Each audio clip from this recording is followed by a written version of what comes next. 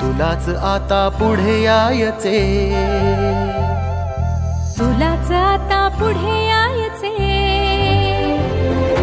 तुलाच आता पुढे यायचे. देश घडवण्या तयार हो, मतदानाने देशाचे भवितव्य ठरवण्या तयार हो.